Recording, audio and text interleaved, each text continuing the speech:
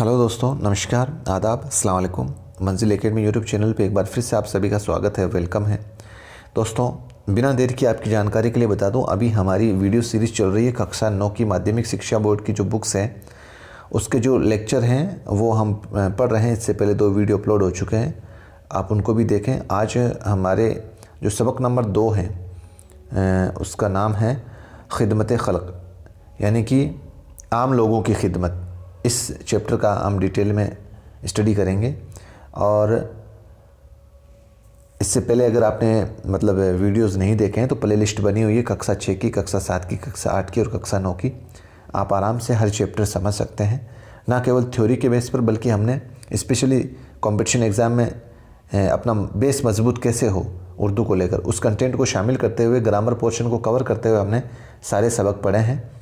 तो बिना देर के शुरू करते हैं आज का लेक्चर। खिदमत खल्क। खिदमत खल्क यानी कि ये एक ऐसी कहानी है दोस्तों। खिदमत खल्क का वैसे अगर माना देखें तो आम लोगों की खिदमत। खिदमत खल्क का माना क्या होता है? आम लोगों की खिदमत। ठीक है। तो ये एक ऐसे बादशाह के बेटे की एक बादशाह की, एक बुज़ुर्ग की इस तरीके से एक कहानी है कि किस तरीके से वो खिदमत करता है। तो शुरू करते हैं दोस्तों। एक बादशाह को अपने इकलौते बेटे से बहुत प्यार था, जिसे शिकार खेलने का बहुत शौक़ था। ठीक है। एक दिन शहज़ादा शिकार खेल रहा था कि सारा दिन उसके हाथ शिकार न लगा। अचानक उसे एक हिरन दिखाई दिया और वो उसके पीछे घोड़ा दौड़ाता हुआ एक बाग तक जा पहुंचा। उसने देखा कि एक बूढ़ा शख्स दरख्त लगा रहा है।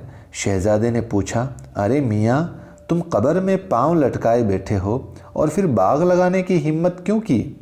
क्या तुम्हें उम्मीद है कि तुम इससे कुछ फ़ायदा उठा सकोगे? यानी कि कब्र में पाँव लटकाए ना, मतलब दोस्तों एक तरीके से बूढ़ा होना।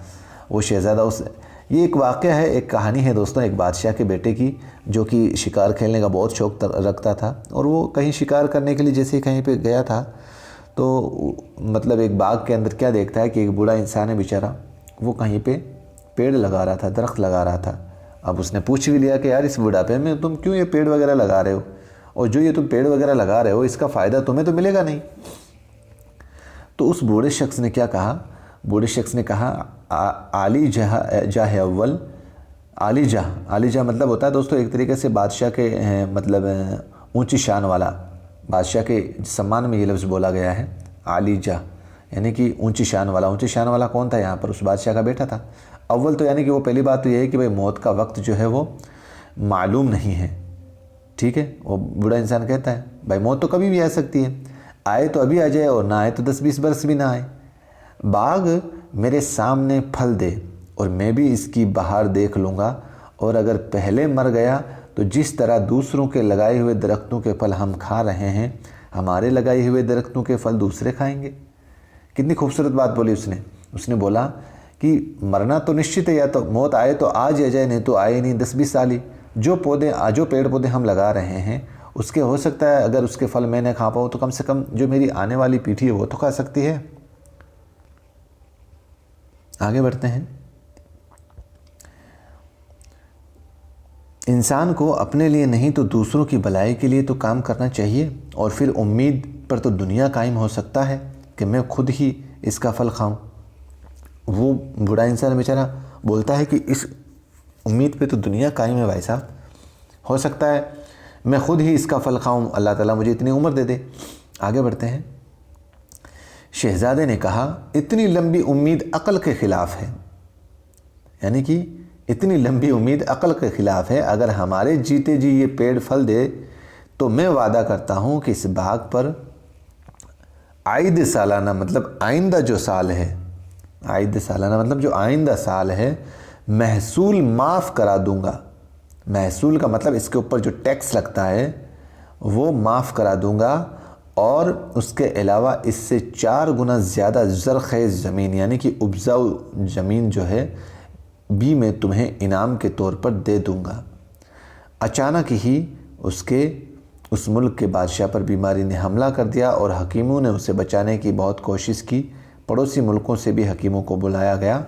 यानी कि जब शहज़ादे को उस बुज़ुर्ग ने ये बात बोली उस बूढ़े इंसान ने, तो उसके जवाब में शहज़ादा क्या बोलता है, अगर तुम्हारी उम्र इस पेड़ के फल तक रहती है तो मैं आने वाले साल में इस ज़मीन पर लगने वाला टैक्स है वो माफ़ कर दूंगा, प्लस इसके बदले में भी मैं तुम्हें एक उपजाऊ ज़मीन भी 4 गुना ज़्यादा ज़मीन दूंगा।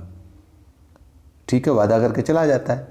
और फिर कुछ दिनों बाद में वो उस बादशाह की तबीयत भी बिगड़ गई और सब सर जोड़कर बैठ गए, हाथ जोड़कर बैठ गए, सब ने पल्ला झाड़ लिया, लेकिन किसी की दवा ने उसको फ़ायदा नहीं पहुंचाया, उस शहज़ादे के वालिद साहब के लिए, बादशाह के लिए। और चंद महीनों के बाद ही बादशाह फौत हो गया, यानी कि इंतकाल हो गया उस बादशाह का। और फिर वही शहज़ादा तख्त नशीन हुआ। तख्त नशीन के बाद शहज़ादे ने मुल्क का दौरा शुरू किया। ठीक है, और इत्तेफाक से और अचानक से शहज़ादा उसी बाग की तरफ आ निकला। बूढ़े ने सलाम दुआ की।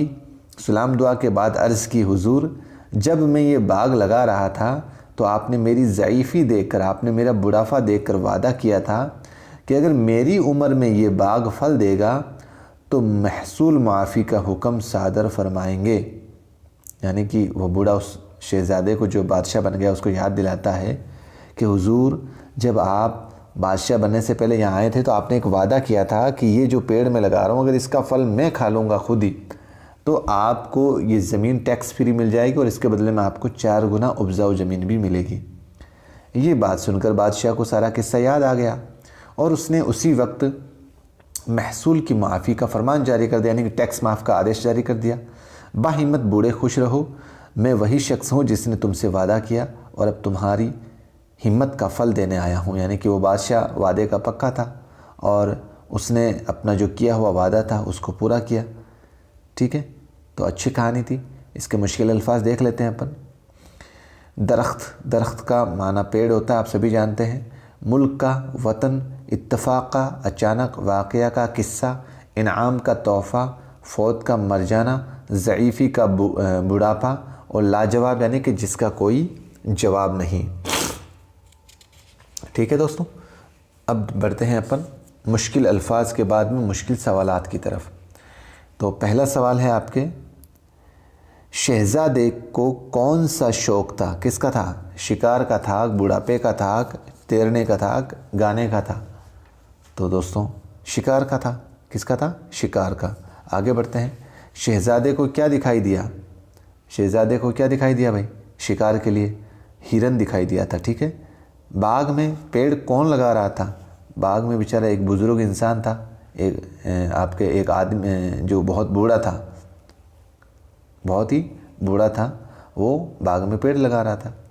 उधर से कौन गुज़र रहा था जब बाग में पेड़ लगा रहा था? तो उधर से वो एक बादशाह का बेटा था, शहज़ादा, वो गुज़र रहा था। फिर सवाल देखते हैं अपन। शहज़ादे ने बूढ़े आदमी से क्या पूछा? शहज़ादे ने बूढ़े आदमी से पूछा कि अरे मियाँ, तुम तो कब्र में पाँव लटकाए बैठे हो और फिर बाग लगाने की हिम्मत क्यों कर रहे हो? इसका तो फल तुम्हें तो मिलने वाला नहीं है। फिर आगे बढ़ते हैं। लफ्ज़ महसूल के क्या माने हैं? लफ्ज़ महसूल के माने दोस्तों एक तरीके से टैक्स है या किराया है। ठीक है, टैक्स या किराया। अगला सवाल है, इतनी लंबी उम्मीद अक्ल के ख़िलाफ़ है, ये जुमला किसने कहा था? अब इतनी लंबी उम्मीद, अब लंबी उम्मीद उस बुज़ुर्ग ने की थी कि भाई मरना तो निश्चित है, आज मर जाऊँ नहीं तो नहीं मरूँ मैं 10-20 साल ही, तो ये एक उम्मीद है। तो उसको, इस बात को सुनकर वो शहज़ादा बोलता है कि आपकी ये उम्मीद अक्ल के ख़िलाफ़ है। ये जुमला शहज़ादे ने उस बुज़ुर्ग को बोला था। ठीक है। 8वां सवाल है आपके, और अब तुम्हारी हिम्मत का फल देने आया हूँ, ये जुमला किसने कहा था? ये जुमला उस शहज़ादे ने वापस उसी बुज़ुर्ग से कहा था। ठीक है। बूढ़ा आदमी बाग में क्या कर रहा था? तो बूढ़ा आदमी आप सभी को अच्छे से पढ़ा है हमने। बूढ़ा आदमी आग में बेचारा बाग में पेड़ लगा रहा था। शहज़ादे ने बूढ़े आदमी से क्या वादा किया था? शहज़ादे ने बूढ़े आदमी से वादा किया था कि अगर जो पेड़ तुम लगा रहे हो अगर उसके ऊपर फल लग जाए और उस फल को अगर तुम ही खा लो तो मैं इस ज़मीन को टैक्स माफ़ कर दूंगा और इसके बदले में मैं आपको 4 गुना उपजाऊ ज़मीन भी दूंगा। ठीक है। बादशाह, अगला सवाल है, बादशाह के इंतकाल के बाद उसकी जगह कौन तख्त नशीन हुआ? तो उसकी जगह उसी का बेटा शहज़ादा तख्त नशीन हुआ। ठीक है। बादशाह की बीमारी को बचाने के लिए क्या क्या कोशिशें की गई भाई? बहुत से हकीम, डॉक्टर साहब इलाज के लिए आए थे, लेकिन सभी ने कोशिश की, उसका इलाज हुआ नहीं था। ठीक है। और इस कहानी से आपको क्या पैगाम मिलता है दोस्तों? अगर इस कहानी से अगर हम देखें तो हमें यही पैगाम मिलता है कि हमें एक अपने दिल के अंदर एक अहद करें, एक वादा करें कि हम एक पेड़ ज़रूर लगाएं, ठीक है, एक पेड़ ज़रूर लगाएं। और दूसरा वादा ये भी करें अपन कि जिस तरीके से भाई शहज़ादे ने बूढ़े उस इंसान से वादा किया था कि जब वो बादशाह बना तो उसने जो वादा किया था बादशाह बनने के बाद में उस ज़मीन को टैक्स फ्री करने का और 4 गुना उपजाऊ ज़मीन देने का, उसी तरीके से हमें भी जो अपन वादा करते हैं उसको निभाने का पूरा अहद करना चाहिए, उसको पूरा करना चाहिए। यही सीख इस सबक से मिलती है। कैसा लगा लेक्चर? कमेंट बॉक्स में कमेंट ज़रूर करें दोस्तों, और फिर से मिलते हैं इंशाल्लाह एक नए कंटेंट के साथ। ठीक है, दीजिए मुझे इजाज़त। जय हिंद, जय भारत।